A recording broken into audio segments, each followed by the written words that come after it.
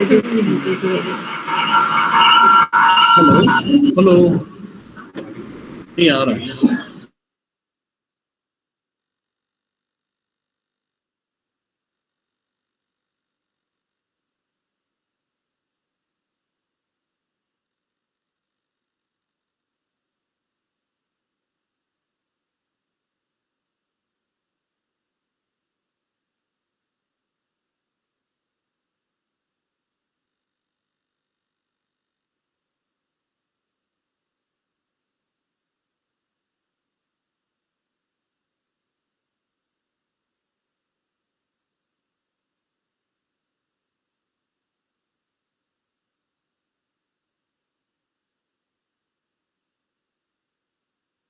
अपनी गाड़ी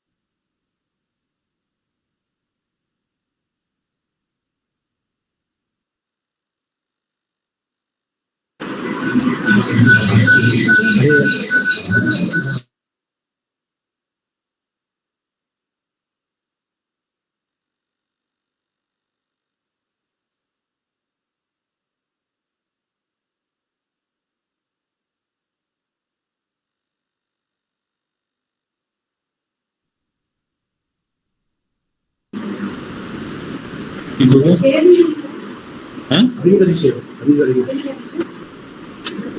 करनी चाहिए। हाँ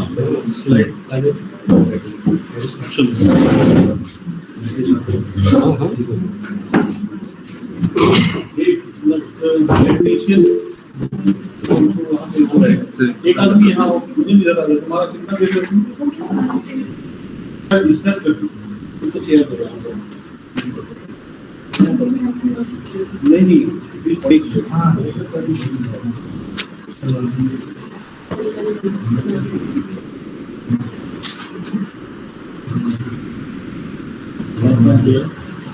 इतना आ रहा है दिन पे आ रहा है अभी उधर सब कुछ ठीक है। ये सब ठीक है।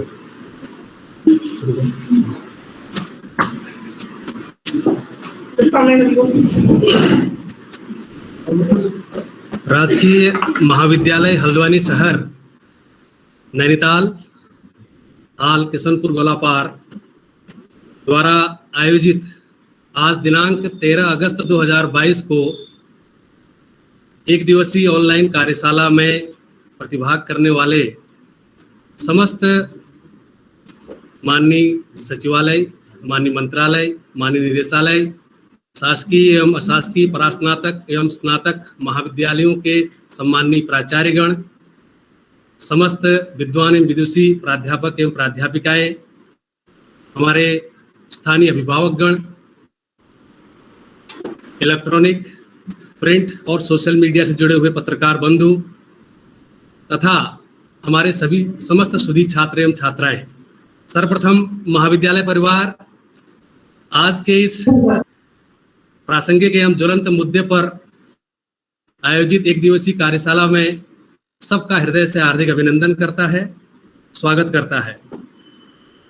क्योंकि राष्ट्रीय शिक्षा नीति 2020 इसके अंतर्गत जिन बिंदुओं का हम आज उल्लेख करने जा रहे हैं, प्रमुख तौर पर ये एक ऐसा बृहद महासागरीय विषय है जिसमें इसे एक संक्षिप्त कार्यशाला में समेटना संभव नहीं है। तथापि फिर भी महाविद्यालय का ये प्रयास है कि हम प्रवेश के संदर्भ में जो तात्कालिक कठिनाइयां आ रही हैं वो छात्र के स्तर पर हों या अभिभावक के स्तर पर हों या महाविद्यालय प्रवेश समिति के स्तर पर हों, उसका एक छोटा सा विनम्र प्रयास महाविद्यालय की ओर से है कि वह कैसे उसका समाधान हम तात्कालिक रूप से वहां पर कर पाएं। क्योंकि मैं संक्षिप्त में अपने महाविद्यालय के बारे में उल्लेख करूं, 18 अक्टूबर 2021 21 को यह महाविद्यालय स्थापित हुआ। अपने अल्प संसाधनों में हमारे परम आदरणीय प्राचार्य महोदय प्रोफेसर संजय कुमार जी के कुशल नेतृत्व में महाविद्यालय विभिन्न गतिविधियों में प्रतिभागिता करता हुआ चल रहा है। और आज के इस कार्यक्रम में चूंकि हमने इसको प्रज्ञा श्रृंखला 1 का नाम दिया है और ये श्रृंखला हमारी आगे विषयों के अनुरूप चलते रहेगी। हमारे आज के इस कार्यक्रम में चूंकि राष्ट्रीय शिक्षा नीति के तहत यह एक ऐसा बृहद दस्तावेज है जिसे मानव संसाधन विकास मंत्रालय भारत सरकार ने, जो जिसका वर्तमान नाम अब शिक्षा मंत्रालय हो चुका है, इसमें इसके 4 भाग हैं, 27 अध्याय हैं और इस रिपोर्ट में 107 पृष्ठ हैं। जो भाग 1 है उसमें स्कूली शिक्षा का उल्लेख किया गया है और भाग 2 उसमें उच्चतर शिक्षा का उल्लेख किया गया है। भाग 3 में अन्य केंद्रीय विचारणीय मुद्दे हैं। नंबर 4 में इसके क्रियान्वयन की रणनीति है।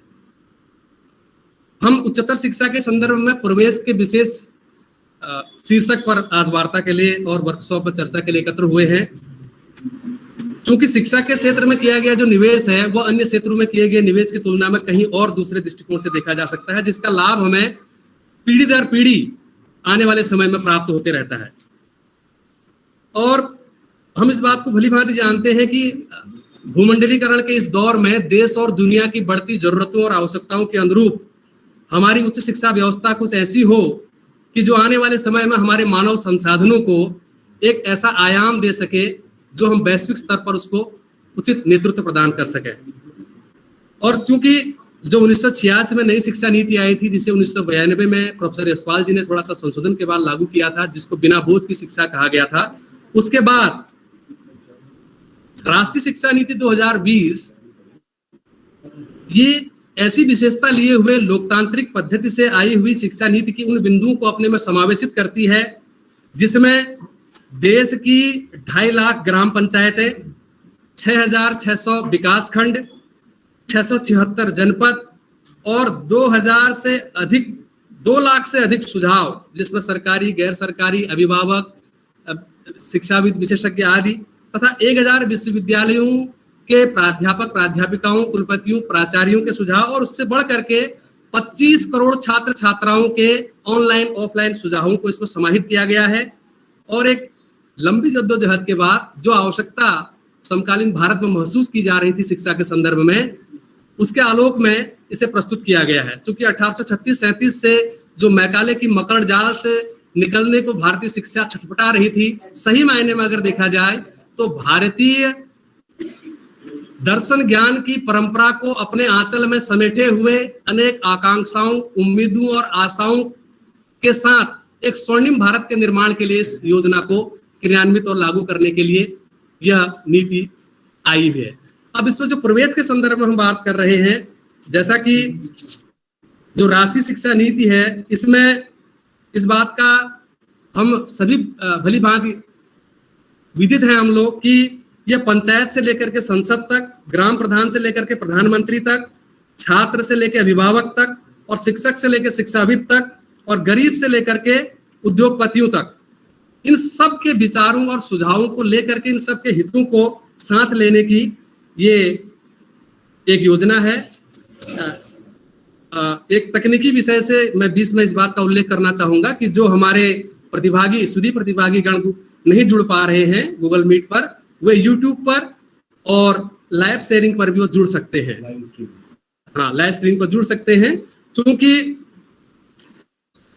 जो नई राष्ट्रीय शिक्षा नीति 2020 में पूरे भारतीय स्तर पर एक उच्च गुणवत्ता परक शिक्षा व्यापक स्तर पर, सार्वभौमिक स्तर पर सबको कैसे प्राप्त हो, इसके लिए राष्ट्रीय शिक्षा नीति में इस बात का व्यापकता से 107 पृष्ठों में उल्लेख किया गया है। क्योंकि हम भाग 2 और भाग 4 के क्रियान्वयन पर भी बात कर रहे हैं और प्रवेश के संदर्भ में हम सीधे बिंदु पर अपने संदर्भदाताओं पर न आकर के संक्षिप्त में, जैसा कि हमारी इस आज के कार्यशाला में महाविद्यालय का ये छोटा सा विनम्र प्रयास है कि हम कैसे अपने छात्र छात्राओं को इससे जोड़ पाएं। यहाँ पर जितने भी शंकाएं हैं, प्राचार्य महोदय कुशल नेतृत्व में हमने इसको प्रस्तुत करने का प्रयास किया है कि राज्य स्तर पे जितने भी विश्वविद्यालय हमारे हैं, श्री शोभन सिंह जिना विश्वविद्यालय अल्मोड़ा और कुमाऊं विश्वविद्यालय नैनीताल, श्रीदेव सुमन उत्तराखंड विश्वविद्यालय बादशाही तौर टिहरी गढ़वाल, दून विश्वविद्यालय, मुक्त विश्वविद्यालय आदि जितने भी राज्य स्तरीय विश्वविद्यालय हैं, वहां पर इस प्रक्रिया को कैसे क्रियान्वित किया जाए और कैसे अपने ऊपर उसको हम लागू कर सकें। क्योंकि जब इसे 12 जुलाई 2022 को राज्य के माननीय मुख्यमंत्री जी और माननीय उच्च शिक्षा मंत्री जी क्रमशः श्रीमान पुष्कर सिंह धामी जी और डॉक्टर धन सिंह रावत जी के द्वारा इसे राज्य स्तर पर लागू करने के लिए घोषणा की गई, उस क्रम में हम इस बात से भली भांति विदित है कि उत्तराखंड वह राज्य है हिंदुस्तान का पहला राज्य जहां पर नई शिक्षा नीति को, उच्च शिक्षा के क्षेत्र में राष्ट्रीय शिक्षा नीति को क्रियान्वित किया जा रहा है।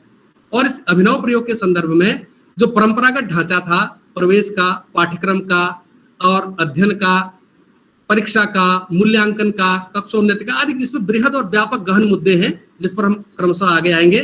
अब चूंकि ये अपने राज्य में क्रियान्वित हुई है और 16 अगस्त 17 अगस्त से हमारे यहाँ अध्यापन प्रारंभ होने हैं, और इस संदर्भ में जो भारतीय ज्ञान दर्शन की परंपरा को लेकर के चलने वाली जो हमारे यहाँ नेशनल एजुकेशन पॉलिसी के अंतर्गत जो बात कही गई है, इसमें जो पाठ्यक्रम का, संकायों का, विषयों का कठोर विभाजन था उसको थोड़ा लचीला किया गया है, जिसको हमने कहा मल्टीपल एंट्री और एग्जिट सिस्टम, यानी कि कई तरह से आप प्रवेश विषय को ले सकते हैं और बदल भी सकते हैं, और एबीसी का इसमें सिस्टम, जिसको आगे हमारे वक्तागण स्पष्ट करेंगे, आप अपने एकेडमिक जो बैंक क्रेडिट से है उसको कैसे प्राप्त कर सकते हैं, तथा साथ ही साथ तकनीकी के साथ पूरे राष्ट्रीय स्तर पर जो सामाजिक वंचित, गरीब, पिछड़ा तबका है उन सब को जोड़ करके मुख्य धारा में ला करके 2040 तक हम इसको किस तरह से अपने समस्त लोगों को मुख्य धारा में ला करके विश्व मंच पर एक अच्छी स्पर्धा में खड़ा कर सकें।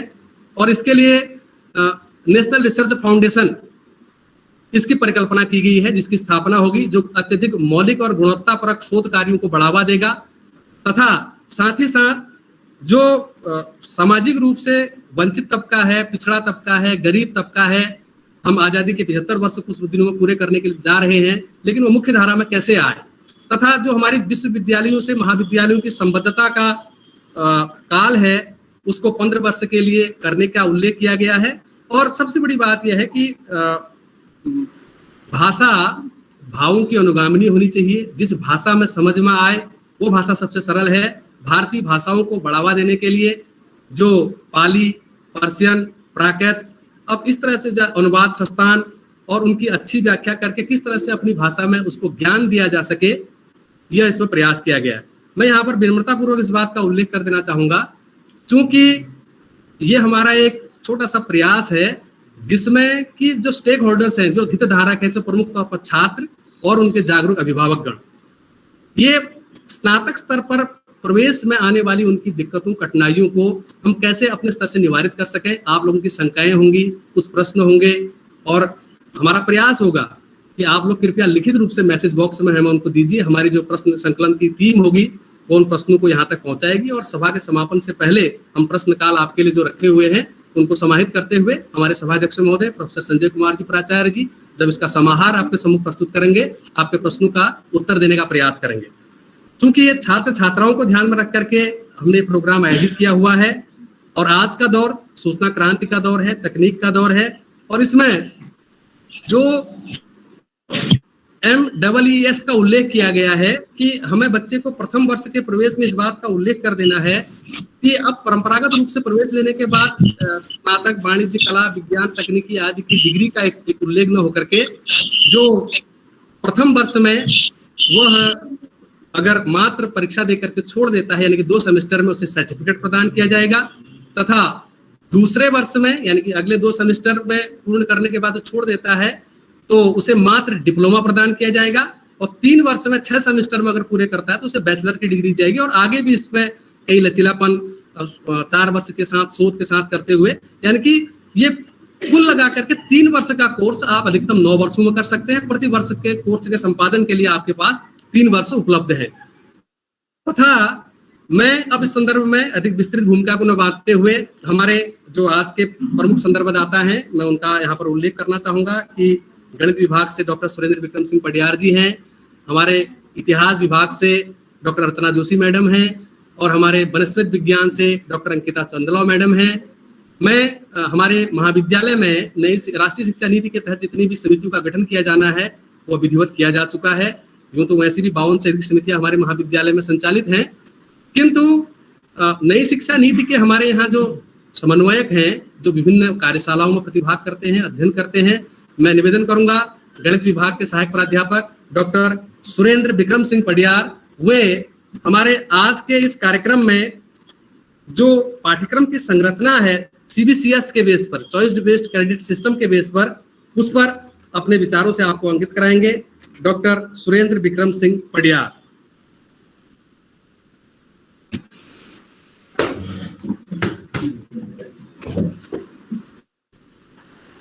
धन्यवाद प्रोफेसर डीसी पांडे सर। आज की इस कार्यशाला में प्रत्यक्ष एवं अप्रत्यक्ष रूप से जुड़े हुए सभी आदरणीय प्रबुद्धजनों को मेरा सादर प्रणाम।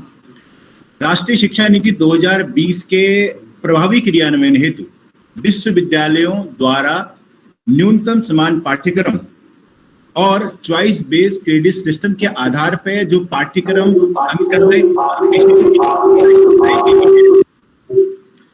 इस रूपरेखा को मैं आगे आप लोगों के सम्मुख प्रस्तुत करूं। यहां पर मैं एक शब्द का बार बार उपयोग करूंगा जिसका उल्लेख मैं शुरुआत में ही कर देना चाहता हूं ताकि आगे चीजों को समझने में सुगमता आ जाए। यह शब्द है संकाय। संकाय का शाब्दिक अर्थ है विषयों का समूह। अब विषयों का समूह कैसा होगा यह विश्वविद्यालय स्तर पर तय किया जाएगा। खुशी की बात यह है कि जो पहले संकाय था अभी भी वही है, उसी प्रकार से उसकी रूपरेखा है, परंतु थोड़ा सा परिवर्तन यहाँ पर यह किया गया है कि कोई भी विषय अब एक ही संकाय में रहेगा। उदाहरण के लिए जैसे पहले गणित विषय था वो कला संकाय में भी गिनाया जाता था और विज्ञान संकाय में भी गिनाया जाता था। अब जो है वो विषय सिर्फ विज्ञान संकाय में गिना जाएगा। जैसे भूगोल है, भूगोल आपका कला संकाय और वहां दोनों जगह गिना जा रहा है, तो अब वो सिर्फ कला संकाय में गिना जाएगा। ये हो गया कि संकाय क्या था। अब बात करते हैं, जब स्नातक प्रथम वर्ष में विद्यार्थी प्रवेश के लिए आता है तो उसे एक संकाय का चुनाव करना होता है। अब विद्यार्थी संकाय का चुनाव कैसे करेगा ये बहुत महत्वपूर्ण बन जाता है।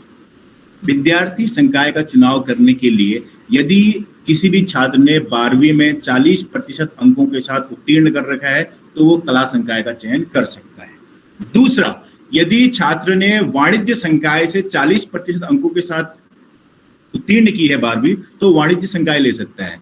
और यदि वाणिज्य उसने नहीं पढ़ रखी है 12वीं में लेकिन वो कला और विज्ञान संकाय से 45% अंक लिया है तो वह वाणिज्य संकाय ले सकता है। परंतु जो विज्ञान संकाय है उसे सिर्फ विज्ञान से जो 12वीं उत्तीर्ण कर चुके हैं 45% के साथ वो छात्र विज्ञान संकाय में प्रवेश ले सकता है। यहाँ पर 45 का अर्थ 45 है, 44.99 नहीं चलेगा। ये पहले संकाय क्या था, फिर संकाय का चयन कैसे करना है, फिर छात्र को संकाय में किस तरह के विषयों को लेना है, ये राष्ट्रीय शिक्षा नीति के तहत इनके अंतर्गत विश्वविद्यालय ने जो पाठ्यक्रम तय किया है उसका मैं आप लोगों के सामने एक एक करके उल्लेख कर रहा हूं। यहाँ पर कुल 6 विषयों का उल्लेख है। 6 विषय में पहला है मेजर। पहला मेजर फर्स्ट छात्र को अपने ही संकाय से लेना है। जैसा कि आप क्रेडिट टेबल से समझ सकते हो, मेजर फर्स्ट विद्यार्थी को अपने ही संकाय से लेना है और यह विद्यार्थी के पाठ्यक्रम में स्नातक तृतीय वर्ष तक रहेगा यदि विद्यार्थी इसके क्रम में कोई परिवर्तन नहीं करता है या इस मुख्य विषय को छोड़ नहीं देता है। विश्वविद्यालय भी सामान्य अर्हता पहले से ही निर्धारित की गई है इसके लिए। अब बात करते हैं हम सेकंड मेजर विषय की। सेकंड मेजर विषय में विद्यार्थी पुनः अपने संकाय से लेगा, जो उसने संकाय अपना चयन कर रखा है उसी संकाय पे लेगा। ये 6 क्रेडिट का कोर्स होगा, लेकिन यहाँ पर एक चीज ध्यान रखने वाली है। वर्तमान में विश्वविद्यालय ने इसे 6 क्रेडिट दिया है, लेकिन मुख्य विषय भी 4 या 5 या 6 क्रेडिट में से कितना होगा ये विश्वविद्यालय अपने स्तर से ही तय करेगा। वर्तमान में ये मुख्य विषय 6 क्रेडिट के तय किए गए हैं। अब ये जो विषय है ये कितने समय तक विद्यार्थी के पाठ्यक्रम में रहेगा इस पर थोड़ा विचार करते हैं। विद्यार्थी के पास 2 ऑप्शन है, या तो वो स्नातक डिग्री लेगा या स्नातक डिग्री शोध सहित लेगा। यदि वो स्नातक डिग्री ले रहा है तो वो छठे सेमेस्टर के बाद ये वाला जो मेजर विषय ये छूट जाएगा। इसके बाद आप फिर क्रेडिट टेबल में जाइए, हम बात करते हैं तीसरे मेजर विषय की।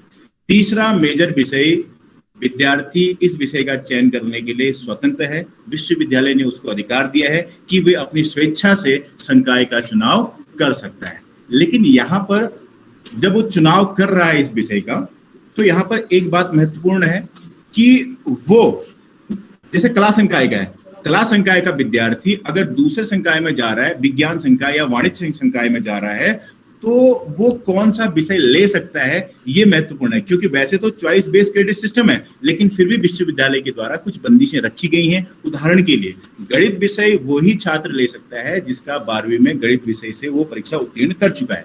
कंप्यूटर साइंस वही क्या कहते हैं छात्र ले सकता है आपका मेजर थर्ड के रूप में जो कंप्यूटर मैथ्स से 12वीं की परीक्षा उत्तीर्ण कर चुका है। अब बात आती है कि यहाँ पर छात्रों के ऊपर एक संकट ये है कि वो कौन सा विषय मेजर के रूप में ले सकते हैं, कौन सा नहीं ले सकते हैं, इसके बारे में उनको पता होना चाहिए। तो इसके लिए विश्वविद्यालय द्वारा जो जारी अध्यादेश हैं उसमें जो उन्होंने पाठ्यक्रम तय किए हैं, उन पाठ्यक्रम के अंत में लिखा हुआ है कि कौन सा विषय कौन सा संकाय का छात्र ले सकता है। अब बात करते हैं हम चौथे में, जो हमारा माइनर विषय है। माइनर विषय या तो 4 क्रेडिट का होगा या 5 क्रेडिट का होगा या 6 क्रेडिट का होगा। ये कितना क्रेडिट का होगा, इसका पाठ्यक्रम क्या होगा, ये विश्वविद्यालय अपने स्तर से ही तय करेगा। वर्तमान में विश्वविद्यालय ने इसे 4 क्रेडिट का तय किया है। अब माइनर विषय को बहुत गहराई पर समझने के लिए मैं इनको 3 भागों में विभक्त करते हुए चलता हूं। पहला कि माइनर विषय का चयन कैसे, दूसरा माइनर विषय किस प्रकार की समस्याएं आपको दे सकता है, तीसरा माइनर विषय कौन कौन से संकाय से उठाए जा सकते हैं। अब हम पहली बात करते हैं संकाय का चयन के लिए जो विषय है आपका माइनर विषय में उसको कैसे लिया जाएगा। जरा ध्यान से देखिए, ये क्रेडिट है टेबल है आपके पास, इसमें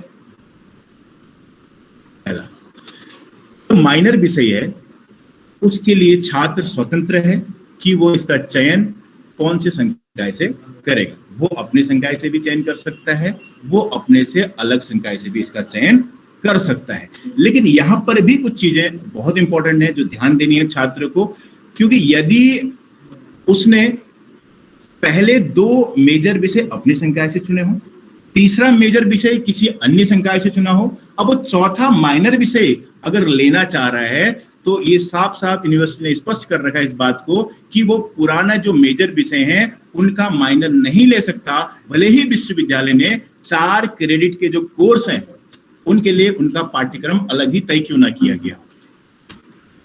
यहां पर दिया गया है कि, और दूसरी बात यह है कि जो आपका मेजर थर्ड है और माइनर पहला है, 4th पेपर, उसको जब बच्चा चयन करेगा तो बच्चे को एक बात का विशेष ध्यान रखना है कि उन दोनों में से कम एक विषय उसके संकाय के अतिरिक्त संकाय से होना चाहिए। फिर बात वही आती है, बच्चा क्या कहते हैं संकाय का चुनाव में, जब संकाय से विषय का चुनाव कर रहा है तो किस प्रकार के विषय लेगा, क्योंकि यहाँ पर तो स्वतंत्रता है बच्चे को, लेकिन बच्चे की स्वतंत्रता के बाद भी कुछ विषयों को लेकर बंदिशें हैं, जैसे कंप्यूटर साइंस है, जैसे भूगोल विज्ञान है, जैसे गणित है, कि वो कौन सा विषय उसको माइनर के रूप में ले सकता है। ये हमारी बात आई कि माइनर विषय का हम चयन कैसे करेंगे। दूसरा आता है कि ये माइनर विषय कब तक चलेगा। देखो, विद्यार्थी स्नातक स्तर पे 2 तरह की डिग्री लेगा, एक स्नातक डिग्री शोध सहित। यदि विद्यार्थी स्नातक की डिग्री लेता है तब 2 वर्ष बाद उसका ये विषय उसके पाठ्यक्रम से हट जाएगा और ये पाठ्यक्रम उसको प्रत्येक वर्ष में 1 सेमेस्टर में करना है। जैसे कि आप यहां टेबल से समझ सकते हैं, पहले वर्ष में 2 सेमेस्टर हैं, 2 सेमेस्टर में से किसी 1 सेमेस्टर में पास करेगा। दूसरा वर्ष में 2 सेमेस्टर हैं, उन 2 सेमेस्टर में से भी किसी 1 सेमेस्टर में इस विषय को वो उत्तीर्ण करेगा। लेकिन यहाँ पर एक बात और ध्यान देनी है कि यदि विद्यार्थी किसी 1 सेमेस्टर में अपने माइनर विषय का चयन करता है तब उसे माइनर विषय में विश्वविद्यालय द्वारा जो कई पाठ्यक्रम उस सेमेस्टर के लिए बनाया गया है उसी पाठ्यक्रम को चुनना होगा। यदि छात्र स्नातक स्तर पर है, स्नातक की डिग्री ले रहा है तो 2 वर्ष बाद ये छूट जाएगा। लेकिन छात्र ने प्लान किया है कि वो स्नातक शोध सहित डिग्री लेगा, तो ये माइनर विषय का आगमन पुनः चतुर्थ वर्ष में फिर हो जाएगा और समान क्रेडिट के साथ। यहाँ पर भी वही है कि अगर वो चतुर्थ वर्ष में प्रवेश करता है तो जो माइनर विषय का चयन है उसका वो अपने संकाय से दूसरे संकाय में होगा। 2 विषय क्लियर हो गए। पहला कि माइनर विषय कैसे ले सकते हैं, दूसरा कि माइनर विषय कितने वर्षों तक चलेगा, तीसरा आता है कि माइनर विषय को लेते वक्त क्या छात्रों को कभी कोई समस्या आ सकती है। अवश्य आ सकती है, उसका उल्लेख करें हम अगर, तो जैसे मान लिया कई महाविद्यालय ऐसे होंगे हमारे उत्तराखंड में जहां सिर्फ एक ही संकाय होगा, और एक ही संकाय अगर है तो वो माइनर विषय को दूसरे संकाय से कैसे चुनेगा। तो उस स्थिति में विश्वविद्यालय ने अपने जारी अध्यादेश में ये कहा है कि छात्र समान क्रेडिट का कोर्स ऑनलाइन माध्यम से कर सकता है, पहली बात। दूसरा, कई महाविद्यालय ऐसे भी होंगे जहां पर एक से ज्यादा संकाय चल रहे होंगे, लेकिन फिर भी छात्र माइनर विषय का चयन करने में थोड़ा कठिनाइयों का सामना कर रहा होगा। जैसे मान लिया कोई ऐसा आपका महाविद्यालय है जहां कला संकाय है, विज्ञान संकाय है, लेकिन वाणिज्य संकाय नहीं है, तो विज्ञान संकाय वाला तो कला संकाय में चला जाएगा माइनर विषय के रूप में, लेकिन कला संकाय वालों के लिए दोबारा सा बंदिश है कि वो विज्ञान संकाय के सभी विषयों को नहीं ले सकते हैं। तो इसके लिए भी विश्वविद्यालय ने जारी अध्यादेश में कहा है कि कुल पाठ्यक्रम का 40% पाठ्यक्रम छात्र ऑनलाइन माध्यम से पूरा कर सकता है, लेकिन इसके लिए उसको विश्वविद्यालय द्वारा जो दिशा निर्देश होंगे उसको फॉलो करना होगा। ये बात आई माइनर 4th विषय की। अब हम आते हैं माइनर 2nd कौशल पाठ्यक्रम। कौशल पाठ्यक्रम कुल 4 सेमेस्टर में चलेगा। प्रथम 4 सेमेस्टर में चलेगा। इसके कुल 3 क्रेडिट छात्र को दे होंगे, और ये अब इंक्रीजिंग ऑर्डर में होगा या फिर अलग अलग पाठ्यक्रम होगा, इसका हमें विश्वविद्यालय के द्वारा जो दिशा निर्देश आएंगे उसका इंतजार करना होगा। लेकिन इतना अवश्य है कि ये 4 सेमेस्टर में चलेगा, कुल 3 क्रेडिट होगा। ये हमारा कौशल पाठ्यक्रम हो गया। अब हम बात करते हैं सह पाठ्यक्रम की। सह पाठ्यक्रम छात्र के स्नातक, भले ही वो स्नातक डिग्री हो या शोध सहित स्नातक डिग्री हो, 6 सेमेस्टर तक चलेगा, और इसका कोई भी क्रेडिट छात्र को नहीं दिया जाएगा। ये छात्र को 40% अंकों के साथ इसे उत्तीर्ण करना होगा। अब बात करते हैं हम, जैसे हम स्नातक 3य वर्ष में प्रवेश करेंगे तो हमारा एक मेजर विषय तो छूट गया, तीसरा मेजर विषय, लेकिन एक और मेजर विषय का आगमन हो जाएगा, वो होगा हमारा रिसर्च प्रोजेक्ट के रूप में। वो रिसर्च प्रोजेक्ट का कोई भी क्रेडिट दे नहीं होगा, वो क्वालिफाइंग होगा आपके स्नातक डिग्री के लिए, लेकिन बच्चा अगर स्नातक शोध सहित डिग्री लेना चाहता है तो उसके लिए रिसर्च प्रोजेक्ट के 4 क्रेडिट प्रत्येक सेमेस्टर में छात्र को दे होंगे, और ये रिसर्च प्रोजेक्ट वो अपने मुख्य विषय से चुनेगा और उत्तीर्ण करेगा। अर्थात बिना इस रिसर्च प्रोजेक्ट किए हुए छात्र ना ही स्नातक डिग्री ले सकता है, ना ही स्नातक डिग्री शोध सहित ले सकता है। इस प्रकार ये संक्षिप्त विवरण था राष्ट्रीय शिक्षा नीति 2020 के तहत संकाय का चयन विषय और पाठ्यक्रमों के लिए, और मैं आशा करता हूं कि स्नातक प्रथम वर्ष में प्रवेश लेने वाले छात्रों के लिए ये संक्षिप्त जो प्रस्तुति मैंने दी है ये लाभकारी होगी। और मैं अपने महाविद्यालय के प्राचार्य प्रोफेसर संजय कुमार जी और हमारे इस कार्यशाला के convener professor DC Pandey ji का भी आभार प्रकट करता हूं कि उन्होंने मुझे सुअवसर प्रदान किया ताकि मैं इसको प्रस्तुति कर सकूं। धन्यवाद।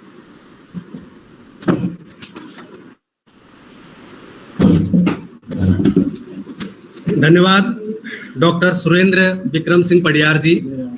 आपने CBCS आधारित पाठ्यक्रम के संदर्भ में यहाँ पर हमारे उपस्थित छात्र छात्राओं को, अभिभावकों को तथा ऑनलाइन रूप से जुड़े हुए समस्त सुधी प्रतिभागियों को अवगत कराया। और चूंकि प्रथम वर्ष में प्रवेश लेने वाले उस छात्र के लिए प्रथम सेमेस्टर में एक दुविधा का वातावरण रहता है, और मैं बार बार इस बात का उल्लेख इसलिए कर रहा हूं कि जैसा कि हमारे महाविद्यालय में प्रवेश प्रक्रिया के दरमियान हम 20 छात्रों की काउंसलिंग यानी कि परामर्श एवं निर्देशन के लिए कक्षाएं संचालित कर रहे हैं। जो छात्र हमारे प्रवेश के लिए आते हैं, प्रवेश फॉर्म अप्लाई करते हैं पंजीकरण के उपरांत, उनको हम परामर्श देने के लिए हमारे जितने भी लगभग 15-17 फैकल्टीज हैं, वो सब अपने अपने कार्य में दक्ष और निपुण हैं, उस संदर्भ में मार्गदर्शन करते हैं, जिसका प्रारूप हमारे पास संस्था में उपलब्ध है।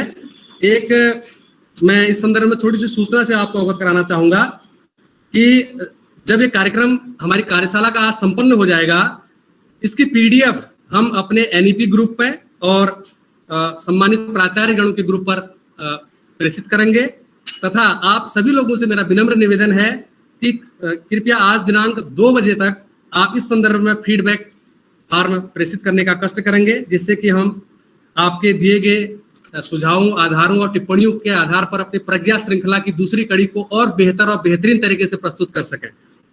अब चूंकि अभी तक हमने सीबीसीएस सिस्टम के बारे में बात की, हमारे दूसरे संदर्भदाता के रूप में हमारे बीच में उपस्थित हैं। मैं ये कहूं कि अगर समग्रता से हम देखें तो जो राष्ट्रीय शिक्षा नीति 2020 है, यह 21वीं शताब्दी के भारत को एक उच्च लक्ष्यों को प्राप्त करने के लिए, उन चुनौतियों का सामना करने के लिए बनाई गई एक ऐसी रणनीति है जिसका अनुपालन करके, जिसका फल हमें आने वाले 2 दशक 3 दशक के बाद देखने सुनने को मिलेगा। मैं अगले वक्ता के रूप में आपके सम्मुख सादर आमंत्रित करना चाहूंगा हमारे महाविद्यालय में इतिहास विषय की असिस्टेंट प्रोफेसर डॉक्टर अर्चना जोशी मैडम, जिनका शीर्षक है कौशल विकास या व्यावसायिक पाठ्यक्रम, सह पाठ्यक्रम एवं कला संकाय पाठ्यक्रम, skill development, vocational courses, curricular and art faculty syllabus. मैं सादर आमंत्रित कर रहा हूं डॉक्टर अर्चना जोशी मैडम।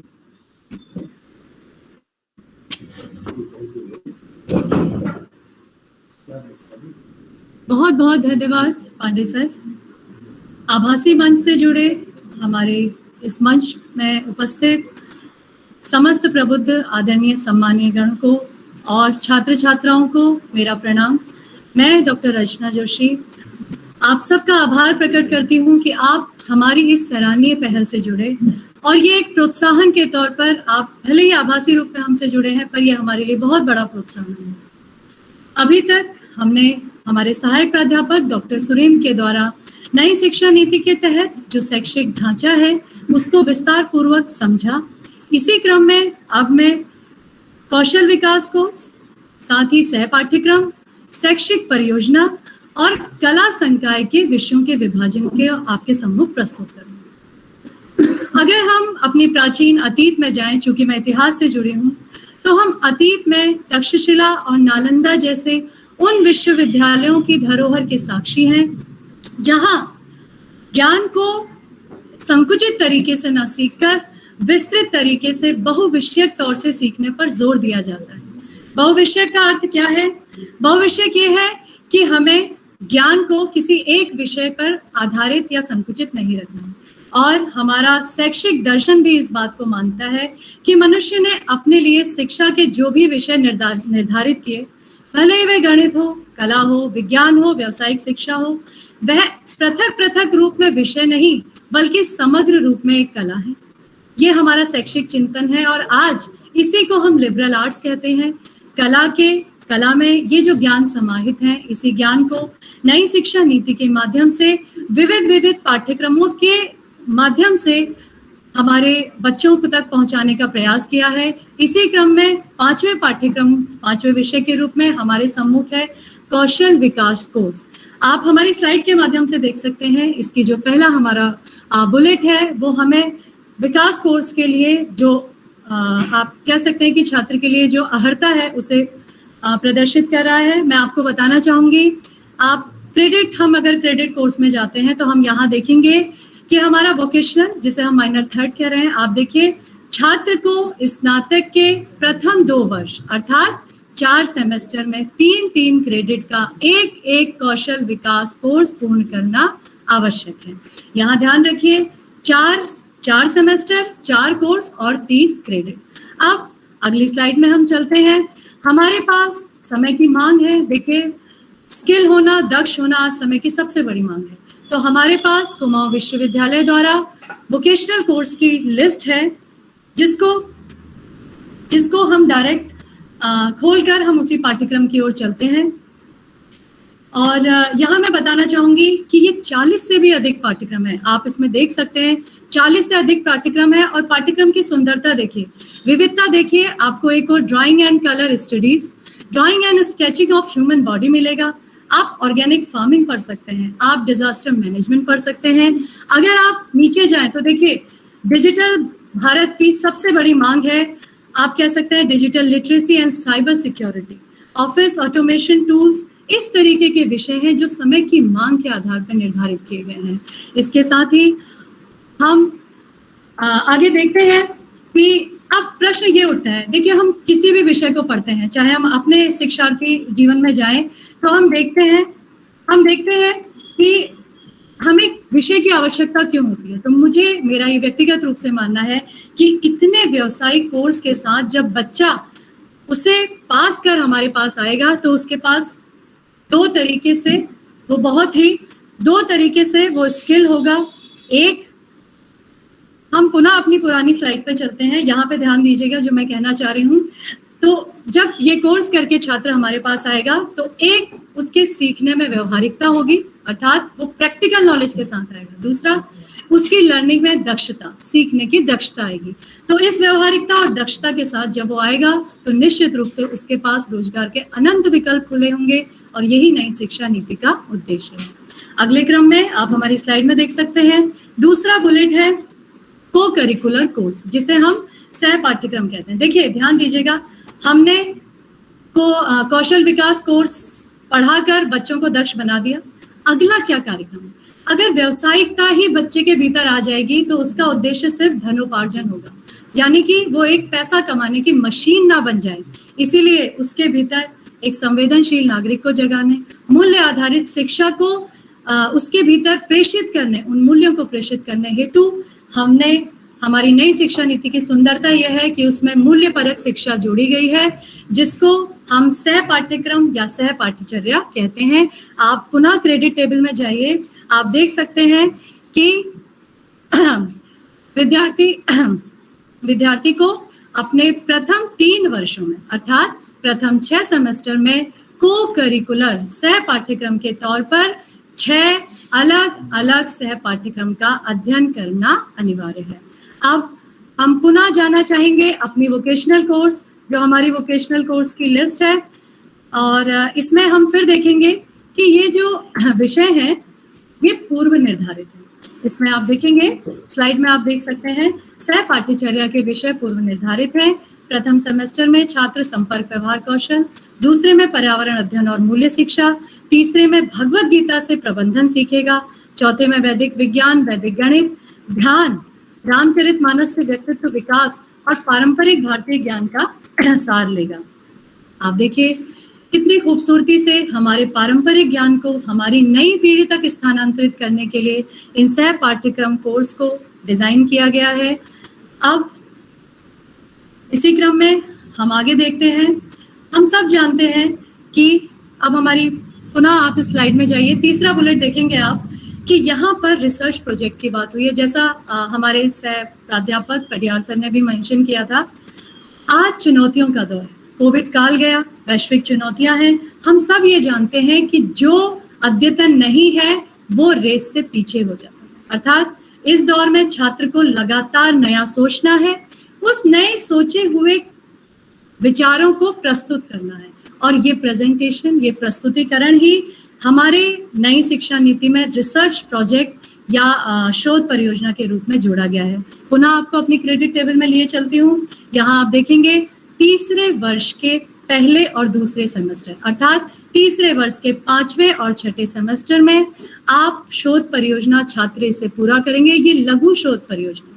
इसमें ध्यान देने योग्य ये है कि ये सर्वे और इंटर्नशिप के माध्यम से हो सकती है। और हाँ, आप विषय कौन सा चयनित करेंगे, इसमें आप अपने जो मुख्य 2 विषय छात्र के पास बचेंगे तीसरे वर्ष में, उन 2 विषयों में से एक विषय से उसे ये लघु शोध परियोजना पूर्ण करनी है। आप देख सकते हैं मेंशन है क्रेडिट टेबल में, अर्थात ये क्वालिफाई उत्तीर्ण प्रकृति का है, इसके प्राप्तांकों के आधार पर ग्रेड दिए जाएंगे, इसके अंकों में गणना नहीं होगी। मुझे आशा है कि मैं अभी तक आपके सम्मुख कौशल विकास, व्यावसायिक शिक्षा और साथ ही शोध परियोजना के मुख्य बिंदुओं को पहुंचाने में सफल रही होंगी। इसी क्रम में हम अपनी अगली स्लाइड में चलते हैं, जहां हम देख रहे हैं बीए कोर्स स्ट्रक्चर। यहाँ आपके सम्मुख दो सूचियां हैं, कुमाऊं विश्वविद्यालय और श्रीदेव सुमन विश्वविद्यालय बादशाही हॉल टिहरी। कुमाऊं विश्वविद्यालय की अगर हम बात करें तो कुमाऊं विश्वविद्यालय में कला स्नातक में जितने भी विषय हैं उनको कुल 6 समूहों में विभाजित किया है। आप समूह देख सकते हैं, ग्रुप ए में आपको